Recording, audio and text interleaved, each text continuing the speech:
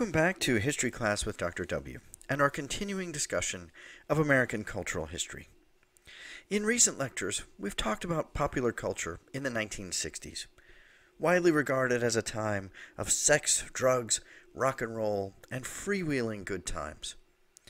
As we discussed in those lectures, though, by the late 1960s, much of the excitement and freewheeling happiness of the 60s had faded over into a time of chaos and tumult.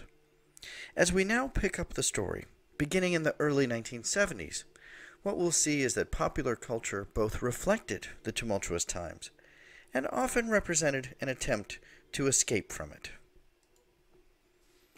As the 1960s ended and we enter the 1970s, the turmoil and change of the late 60s carried on. Vietnam raged into the early 1970s, with United States troops not being withdrawn until 1973. Scandals rocked the White House, most infamous the Watergate scandal, which only escalated after the break-ins in June of 1972 to Nixon's resignation in August of 1974. And the feminist movement and the civil rights movements carried on, though in both cases forward progress was choppy. And so popular culture reflected the tumultuous times, but in other cases represented an attempt to escape from it. One of the great success stories of the decade was the 1970 novel Jonathan Livingston Seagull.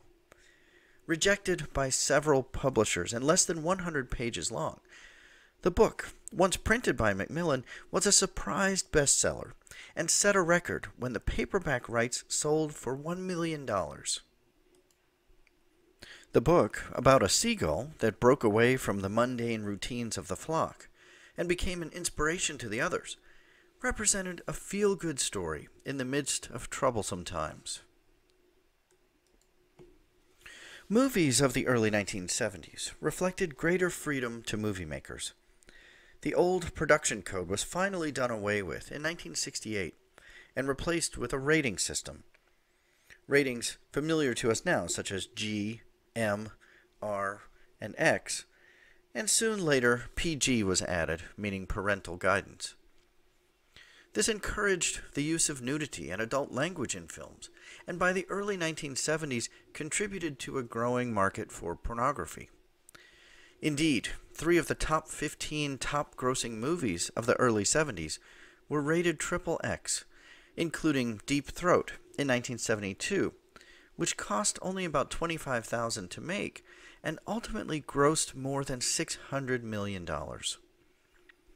The growing pornography industry benefited from a report by the Commission on Obscenity and Pornography, a committee appointed by the President.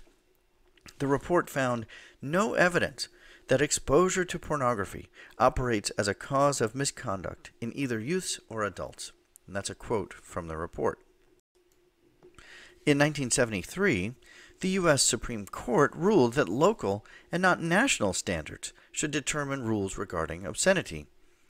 Many localities, including and especially New York City, decided that determining such standards was impossible and allowed pornography to proceed unchecked.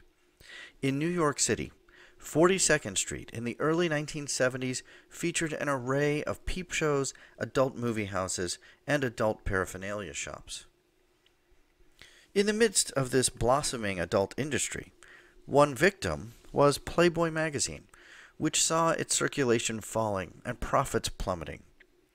Not only victim to the growing pornography industry, it also suffered as a spate of new adult magazines, including Penthouse and Hustler, reached the market. It wasn't only adult films that indicated new directions in the film industry. In 1969, Easy Rider provided hints of things to come.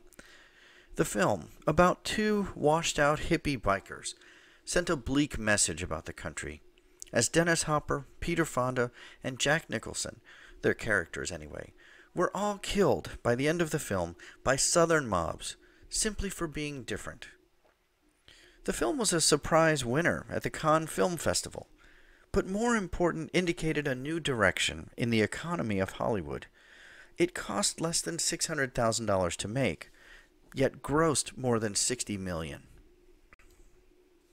After the success of Easy Rider, Columbia Studios reached an agreement to support the production of 6 films a year made by independent producers, splitting the profits as long as production of each cost less than $1 million.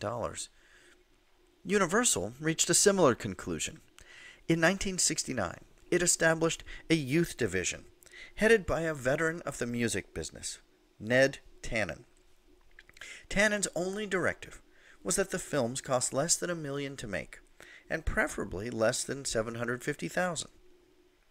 Such deals opened doors for a spate of young filmmakers like George Lucas, Francis Ford Coppola, Steven Spielberg, and Martin Scorsese. Some well-established directors also produced films under these arrangements, like Robert Altman.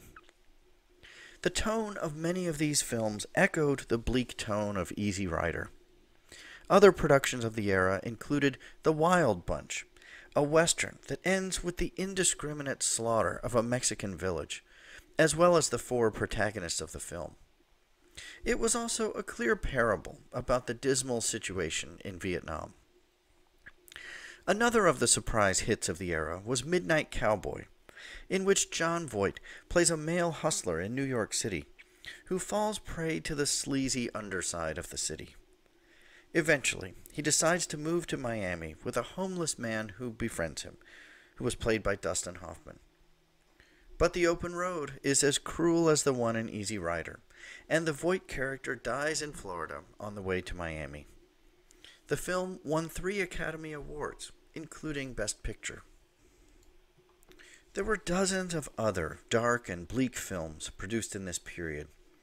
The most memorable of these may be 3 directed by Francis Ford Coppola: The Godfather 1 and 2, and The Conversation. Based on the best-selling novel by Mario Puzo, The Godfather was produced by Paramount Studios, whose owner was an Austrian immigrant. After several directors turned down the assignment, Paramount turned to Coppola in his early 30s.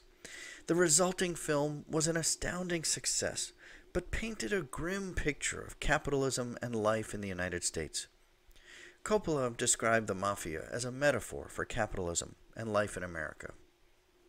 The original, released in 1972, and the sequel in 1974, depicted violence, corruption, and crime in brutally realistic ways. A similar bleakness characterized The Conversation, a pessimistic film that destroyed the myth of the right to privacy, honor, and professionalism, and the legal profession itself. In our next lecture, we'll continue discussing culture in the early 1970s and the ways in which television and the producers of television shows wrestled with the changing mood in the country.